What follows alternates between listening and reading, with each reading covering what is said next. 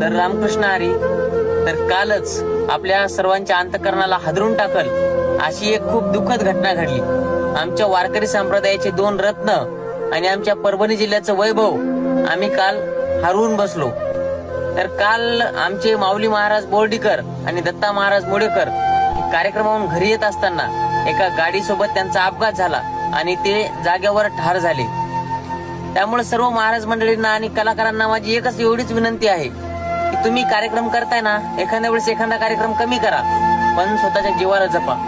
कारण हे बघा, आपण किती जरी धावपळ केली, किती जरी धाकधूक केली तरी लोकांना आपली जास्त किंमत कळत नाही. पण आपल्या घरच्यांसाठी आपल्याला किती नाही म्हणलं तर आपली स्वतःची काळजी घेणंच आहे. कारण आपल्या घरी आपले लहान लहान लेकरं वाट बघतात, आपली बायको असते, आपले आई वडील असतात. त्यामुळे सर्व कलाकार मंडळींना माझी एवढीच विनंती आहे की तुम्ही कार्यक्रमाला गेले ना तर रात्रीच्या वेळी कार्यक्रमाच्या